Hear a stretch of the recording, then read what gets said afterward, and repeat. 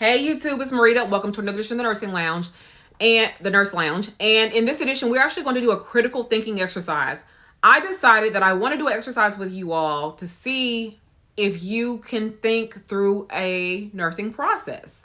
And so what I'm going to do when I do this exercise, I'm going to simply ask you a question. I'm going to give you a scenario, if you will.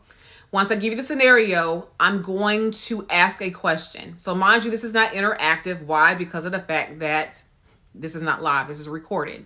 But what I'm going to do is stop in between and allow you to, or you should, I'm going to stop and you should stop the video and basically kind of jot down some things and see what you think. And then I'm actually going to go through the scenario verbally with you just to see where you are mentally. Can you critically think? And if you find that you found this exercise difficult, this is what we mean by critical thinking and needing to know how to do so and how to care for our patients. So, as you all know, I am an OB nurse, OBGYN well baby nurse, and I've been a nurse for 16 and a half years, and that's my specialty. So this scenario that I'm going to give you is OB based. Now, if you are able to critically think and you work in a different area of nursing, you should still be able to answer the questions in general. You may not know some specifics, but you will be able to answer the questions in general. And again, this is just an exercise to see where you are when it comes to your critical thinking ability and to see what things you need to work on. So here's the scenario. I have a patient who is 12 hours post-delivery. Okay, so she's a C-section patient. She's a C-section patient, which means she had a cesarean section, which means that's how she had her baby. She had the baby 12 hours ago. Okay, so she's 12 hours post-op cesarean section delivery. That's what she had. And the patient is currently nauseous. She's currently itching, and she's currently in pain. The doctor's orders state that she can have Benadryl, she can have morphine, and she can have Phenergan. She can have those three medications right there to treat those three situations. Now, the question is this. The first question is this. The patient wants all three medications because she has all three ailments. Can she have all three medications? So I want you to stop the video, write down the medications, Benadryl, Phenergan, and morphine. She wants all those medications. Simply answer the question, should she take all those medications at one time, and answer yes or no. Once you start the video back up, there's some important questions that you would need to know. So what do you need to know before you make a decision like that? What do I need to know before I decide whether my patient can have all three medications and how much? So stop the video again and say, okay, what is it that I need to know before I proceed to ask or to figure out what I need to do? Okay, so if we're back, now question is, what did you come up with? What kind of things did you come up with? You know about the medication. She wants all three. Did you decide yes or no? And then the next question is, what do we need to know first before making a decision? Or maybe the other way around. Maybe what do we need to know first to make a decision, then you decide yes or no, type of thing. So what do y'all think? Comment those things in the comment section if you're watching this video. Now, mind you, of course, people have done this video before you. So therefore, try not to cheat. Look at the answers or what people have said before. Just really try to do this exercise and critically think, what would you do in this situation? Those of you who are already nurses, you probably have a general idea. If you're not a nurse and you're in nursing school, this exercise is more so for you. So you can have a general idea about how to care for this patient population in general, plus how to care for a patient who may have these same situations. One thing I want you to keep in mind that this patient that we're talking about is a C-section or cesarean patient, cesarean section patient, which means she's a surgery patient. So if you happen to be a med-surg nurse, then you should know if you have a surgery patient, surgery in general, how do we care for that patient population when our patients have surgery? What things do we need to keep in mind when our patients have surgery in general? Okay, 12 hours post-op. So I'm going to start asking or answering some of these questions, okay? So one question that I really want to know is, the patient says that she wants these medications, all three of them. You just review the doctor's orders, and the doctor has ordered Phenergan, Benadryl, and morphine. With that being said, one of the first things I personally would want to know, this is me personally as a nurse, is what are her vital signs? One of the first things I need to know is what are her vital signs? because her vital signs will dictate whether she can have any or all of those medications. So be mindful that you need a set of vital signs before you make decisions about anything. Okay, so let's, as an example, let's just say her vital signs are, write these down. Her temperature is 99. Her heart rate is 102. Her blood pressure is 90/40.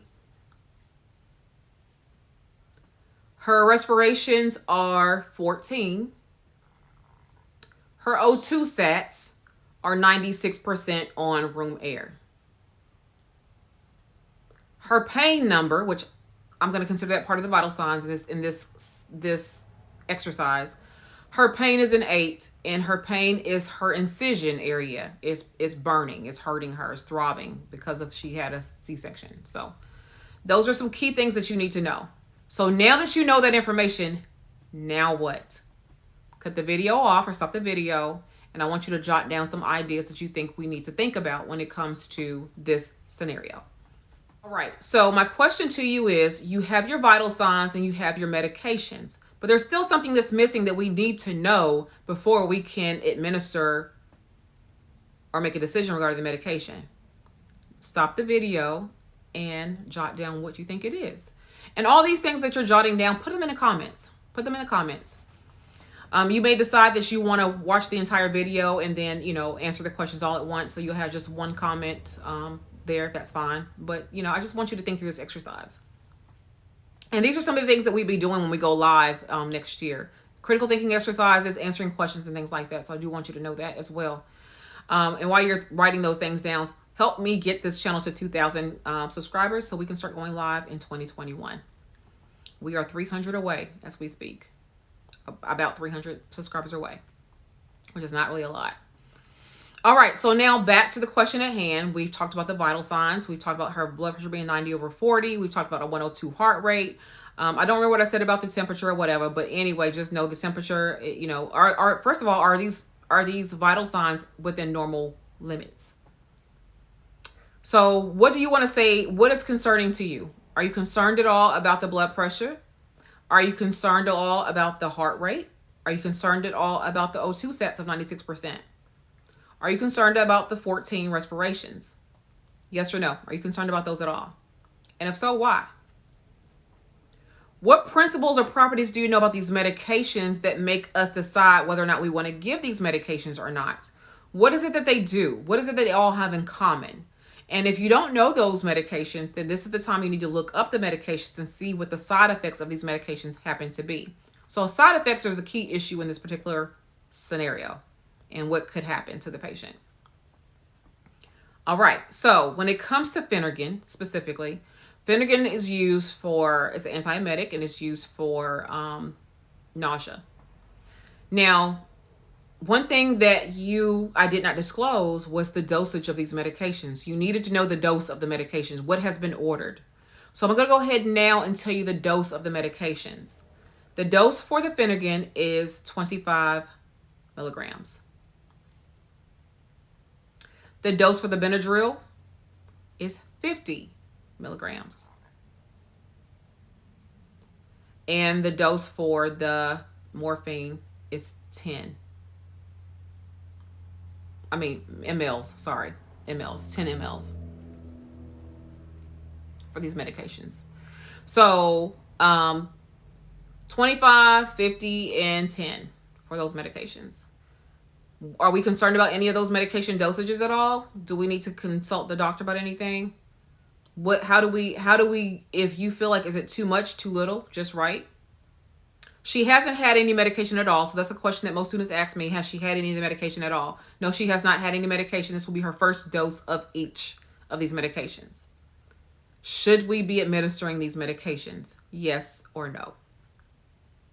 What questions would you ask the patient regarding her not feeling well?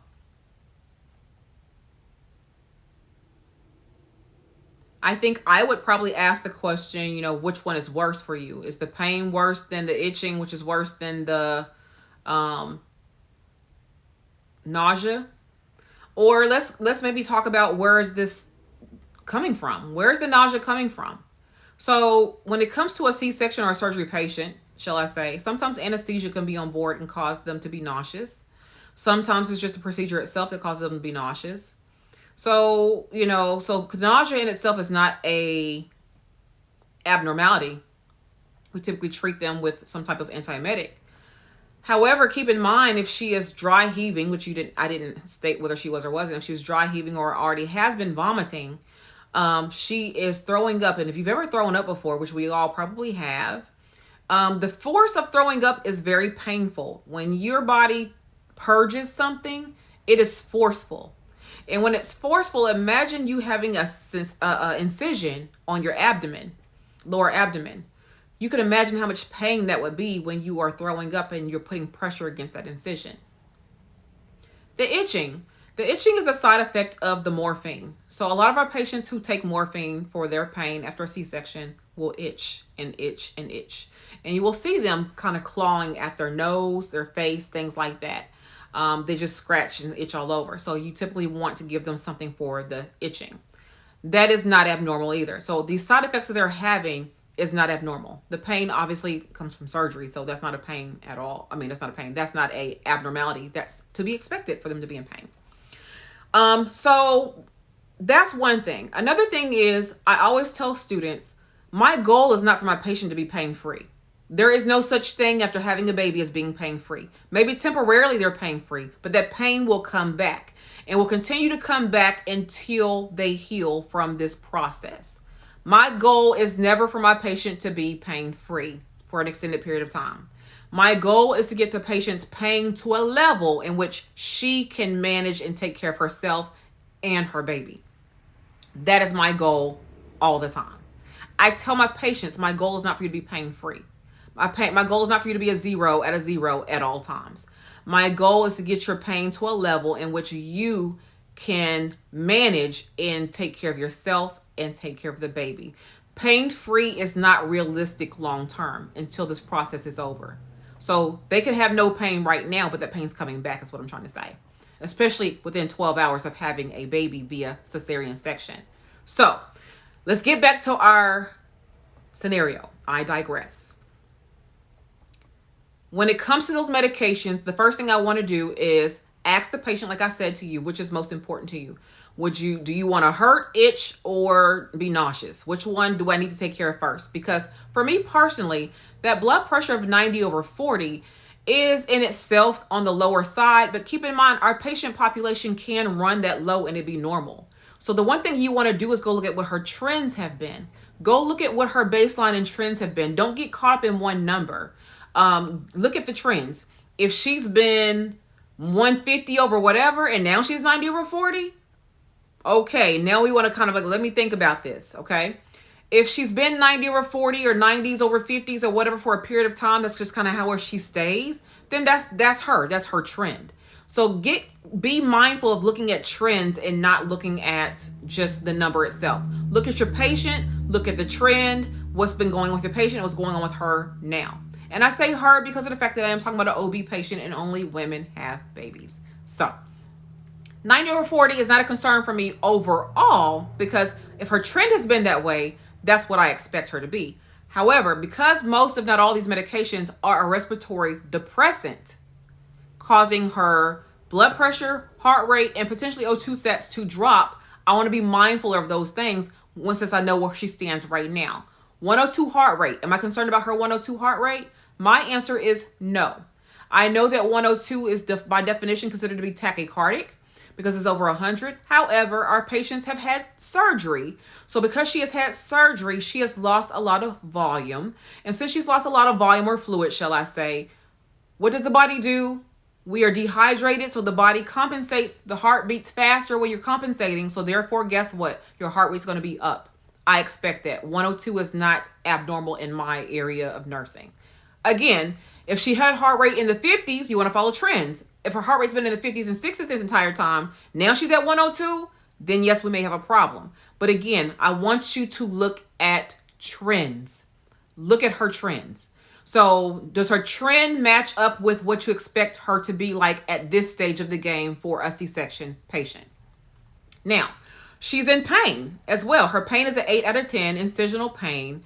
And she told you it was throbbing, dull, whatever I said it was, or throbbing or aching or incisional pain, whatever I said it was. Now, with that being said, okay, sometimes when you're in pain, your heart rate does go up, right? So be mindful of all those things when you're thinking about what you should do about this situation. Now, those medications, as I told you, cause respiratory depression, okay? So we want to be mindful about which ones we give and how much. As I told you, those doses, you should have had a alert go off to say those doses are entirely too much, for one. And two, what do I do about it? So me as a nurse, I'm going to call the physician and say that my patient has these situations going on. And is there any way we can get these dosages lowered to either a range, so like from this to this, or say, can I give them a different dose? So you would provide a recommendation. Anytime you're doing an S-bar, situation, background, assessment, recommendation comes from the nurse. You recommend what is it that you want the patient to have. As an example, because you're the one who sees the vital signs and you're taking care of the patient, so you should know what you want your patient to have, right? So with that being said, I probably want my patient to have, with a blood pressure of 90/40, heart rate 102 and O2 sets 96%. Notice those are in the respirations 14. Notice those are the 4 vital signs that I actually care about the most. I don't really care about her pain at this point, because if I give her all those medications, she ain't gonna have no pain because she's gonna be dead. Okay? We don't want that. Okay? So we don't want her to be dead. So I'm not really worried about her pain per se at this point. Those 4 vital signs are the most important to me right now, so I can address the issues that she has and that she can stay alive and take care of herself and that baby. Okay? So she can function. So I asked the patient, and this is just a hypothetical scenario. I asked the patient, what is it that you want to focus on most? Now, let's just say, for instance, she says, I want to focus on my pain first. So I'm like, okay, so if I'm going to focus on her pain, that is the morphine for her pain. Okay. Morphine is the one that we give for the pain. And that's in this scenario. Now, as a good nurse, I would probably call the doctor and say, can I have some Toradol for my patient, for one? So if I can give Toradol, which does not have any narcotic properties, respiratory depression properties, I could probably then go ahead and give the Toradol plus one of the other medications to help her with something else. But if I don't have that as an option, then morphine is what I have.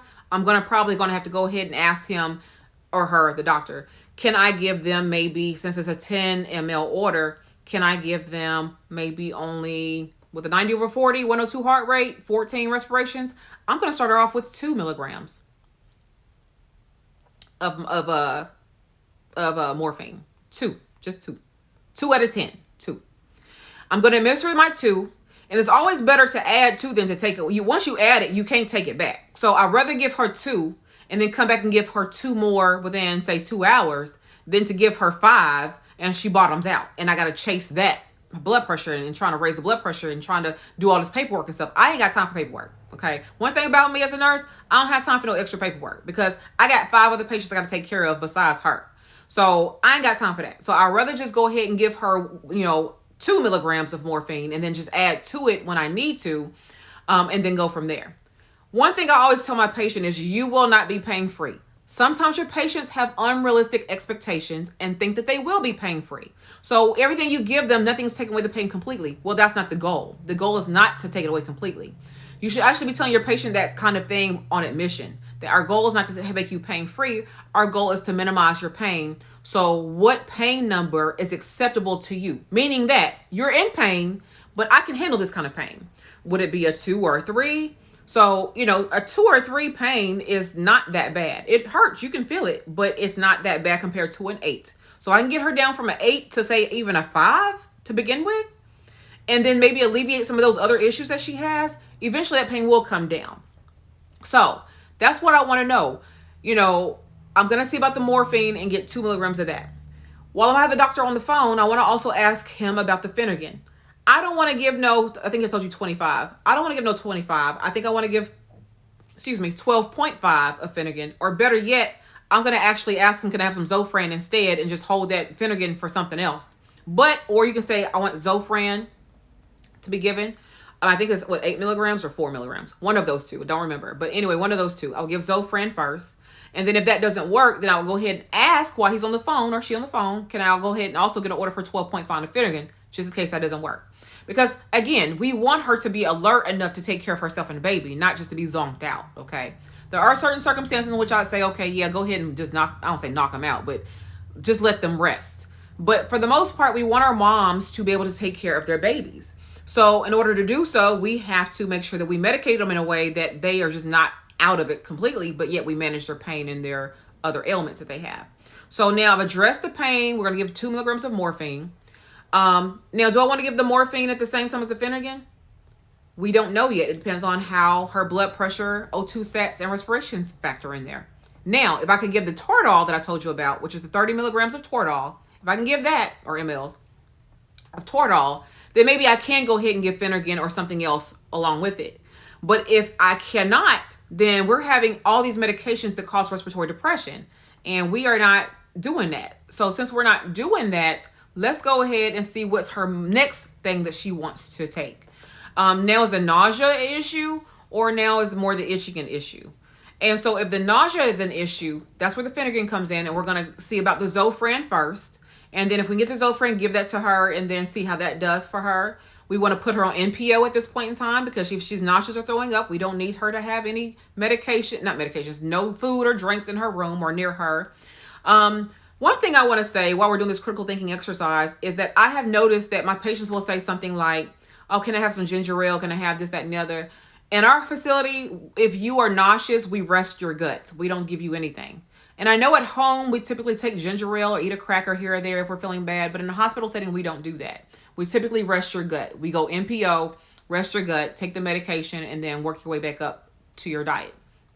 So next we have itching, right? We said Benadryl. Did I say 50 milligrams or 25? I don't remember. Whatever you wrote down is what I said. However, you know the properties of Benadryl, and you don't want to give that much Benadryl, especially what route? How are we giving these medications anyway, by the way? How are we giving them? So if she's 12 hours post-delivery, you would probably assume she has what going? She probably has an IV, right? So she has an IV going. And if she has an IV going, wherever it's going at, she is going to get it pretty quick, right? So being that she's going to get this medication pretty quick, we want to be mindful of that to say, okay, she's going to get this one, all 3 of those via IV. So therefore, I need to titrate these medications, meaning to titrate the times is what I'm trying to say. So if I start off with the morphine and I give her that, I'm going to come back probably within 30 minutes per our policy and see how she's doing regarding her pain. And then from there, we will decide and recheck her vital signs and see what those 4 vital signs are specifically. And then decide whether I'm going to give her the Phenergan that she wants, or hopefully the Zofran. If I can give her the Zofran, I might be able to give her the Zofran and the morphine at the same time. So I want you to be able to think like that. You know, like, okay, if I give her this that works in the same fashion, I'm able to give her at the same time. And, you know, that way I can eliminate some of these problems that she has without the narcotic or the respiratory depression properties that these other medications have. So you as the nurse have to think through this whole situation. And then we talked about the itching. So the itching is the Benadryl. We probably go ahead and give her probably only 12.5 of Benadryl as well. Some places they give the pill. Some places they give Nubain for itching. So it just depends. At our facility, I want you to know that we typically give Nubain and morphine. And Nubain is supposed to be for the itching. The problem with Nubain is that it reverses the effect of the morphine. So if I just gave her morphine and then for the pain, and then I turn around and give her Nubain for the itching, well, the pain comes back because it's like an antagonist. It reversed the effect of that. So that's the reason why I don't really like to fool with Nubain so much if the patient wanted morphine, because I have to keep going in circles trying to figure out, okay, now that you've had the pain medication and now you want something for itching for the Nubain, so now I got to give you that. Now I got to go back and give you more morphine because now that's reversed the effect. That's caused that to come back. But the side effect of the morphine is the itching. So you find yourself going into that circle all the time. So for me, I don't really like Nubain, period. I really just do Benadryl. So again, let's say, for instance, we can just change the order altogether and just call the physician and say, you know what, can I have some Toradol, 30 milligrams or 30 mLs? Can I have some Zofran for the nausea? And then maybe you still do the Benadryl because that's what's working. Now, keep in mind, Toradol doesn't cause drowsiness. Zofran typically doesn't cause drowsiness. but the Benadryl does. So you have your way of kind of mixing and matching and picking the less of the two evils of the three evils, shall I say, and actually doing something that actually benefits the patient, where she in this situation can be more alert, more able to take care of herself, take care of her baby, and that's what we want on an OB floor. So that was a quick, well, not really quick, but quick exercise to see how you all think. Do you think you really understood how we went through that critical thinking exercise? Also, I want to say, we finished it with exercise in general, but I want to say, what is it that we need to monitor for after the fact now? We've given some variation of these medications. We've decided we can give Zofran or Toradol, or maybe we did decide to give all three medications, but we had to titrate them out. What do we want to be mindful of and what do we want to watch for? Vital signs. Yes, I'm sure you all said it. Vital signs. Yes, we need to monitor her vital signs. Actually, she should have a pulse ox on her finger. That's per facility. That's per facility. At our facility, we have pulse ox on for 24 hours, the first 24 hours. So you have a pulse ox on continuous for 24 hours, so we'll know what your O2 sets are the whole time. But keep in mind, you have to be mindful. 90/40 is a lower side blood pressure, but that's normal for some people. Heart rate of 102 is normal for our patient population because that's just where they are when they're dehydrated. Also, let's talk about the fact that 14 O2 sets, that's pretty typical. That's within normal range. And 96% O2, no, 14 respirations is pretty typical. It's normal. And then 96% O2 sets is normal as well. So when we need to be mindful of, we have all these parameters, let's go ahead and be watching our patient. You need to be watching your patient really every 30 minutes for the first, after you give those medications. You have to go back and do an intervention and see, okay, how did the medication affect the patient, and update that in your documentation. So anyway, I would love to do more of these with you all, but I want to do them live where you all can type in your answers as we talk about it, and that way we can do. So this is an example of what we would be doing. One of the things we'd be doing when we go live, as well as answering your nursing questions. So hopefully this has been helpful for some of you to kind of see what critical thinking is really like. Now, keep in mind, that was just one patient. You have typically, depending on where you're working at, if you're ICU, you have 2 to 3 patients. If you are ER, you can have all kinds of patients. If you are OB, we have typically 6 patients in OB postpartum. It depends on where you work and the ratios and stuff like that. But postpartum specifically, we have like about 6 patients. When it comes to couplet care, you have 3 to 4 couplets, which is 6 to 8 patients. So when it comes to things like that, you need to be mindful. I got all these patients that I got to take care of in addition to the one I'm trying to fix right now. So I don't want to sit there and do something that's going to be worse where I have to go back and chase everything. You want to go ahead and you can add to, but you can't take away. So once you've given all this medication and something adverse happens, bad happens, you got to then figure out how I'm going to take, you have to watch your patient at that point in time. You're going to be doing a one-on-one for a while and documentation accordingly and filing an incident report. We ain't got time for all that. So anyway, thank you so much for watching this video. Any ideas you have that you want to do for more videos regarding nursing, please comment those in the comment box below, as well as what your answers were to this critical thinking exercise. I hope this has been insightful for you. Please follow me on IG. You will see that on the screen or somewhere. And also, again, like, share, comment, and subscribe. 2K is my goal to get to in order to start the live Q&A sessions and critical thinking exercises. My channel is very different, or try to make it very different than everybody else's.